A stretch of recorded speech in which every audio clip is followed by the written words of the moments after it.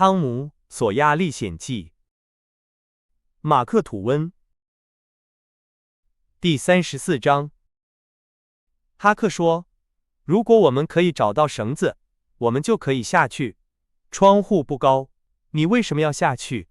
我不喜欢这些人，我不能在这里，我不下去。”汤姆，别说话，没关系，我不在乎，我会和你在一起。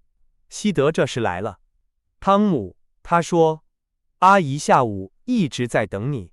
玛丽已经把你的衣服拿出来了，每个人都在生气。你的衣服上是不是有油和泥？小心点，西德先生，不要管我的事。还有，你们为什么在这里？这是寡妇经常举办的聚会，这次是为了琼斯先生和他的孩子们，因为他们救了他。如果你想知道，我还可以告诉你另一件事。什么？琼斯先生觉得他会告诉大家一件没人知道的事情，但是前几天我听到他和波莉阿姨说，现在大家都知道了，寡妇也知道，虽然他假装不知道。琼斯先生希望哈克在这里，没有哈克，他就不能说出他的秘密。什么秘密？西德，哈克跟着小偷来到这里，琼斯先生想给大家一个惊喜，但他不会成功。西德看起来很高兴。西德，是你说的吗？是谁说的没关系。有人说了，这就够了。只有你才会做这样的事。如果你是哈克，你就会离开，什么也不说。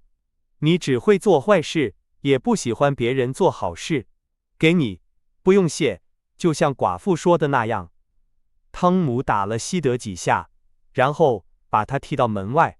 现在，走吧。他说，如果你敢，就告诉你的阿姨，明天我会找到你。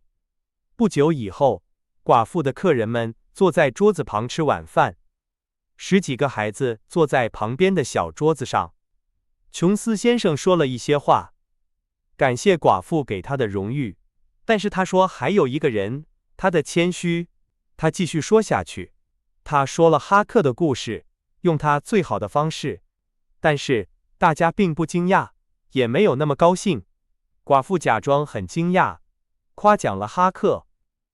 哈克忘记了新衣服让他不舒服，但他觉得让大家看着他更不舒服。寡妇说他想让哈克住在他家，接受教育。当他可以的时候，他会帮助他找到工作。汤姆觉得这是一个好机会。哈克不需要，他说。哈克很有钱。大家差点笑了出来，但是没有人说话。汤姆说，哈克有钱，你们可能不相信，但是他有很多钱。不要笑，我会证明给你们看。等一下，他跑出了房间。大家都看着哈克，哈克什么也没说。西德，汤姆怎么了？波莉阿姨问。这个孩子，我不明白他，我从来没有。汤姆拿着很多钱回来了。波莉阿姨说不出话了。汤姆把钱放在桌子上，说，这就是。我说什么了？一半是哈克的，一半是我的。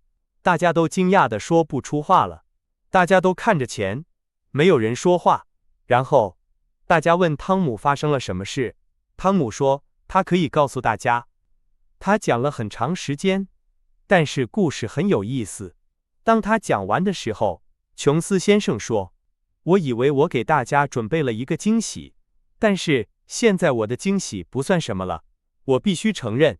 大家数了钱，一共有12000多美元。大家都从来没有见过这么多钱。